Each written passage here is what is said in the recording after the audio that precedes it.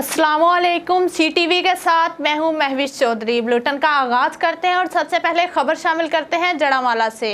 जारांवाला में जिलाई और तहसील इंतजामिया की तरफ से शहर भर में स्मार्ट लॉकडाउन खत्म करने के ऐलानात किए गए। दुकानदारों और आवाम को SOPs पर अमल करने की हिदायत की जा रही है। SOPs पर अमल ना करने पर दुकानें सील करने की वार्निंग दी जा रही है। गवर्नमेंट की हिदायत के मुताबिक और तमाम दुकानदारों को हिदायत की जाती है कि गवर्नमेंट के SOPs के ऊपर अमल करो। अपनी अपनी दुकानों से मास्क पहन के खड़े हो, मास्क के बगैर कोई दुकानदार दुकान पे खड़ा ना हो।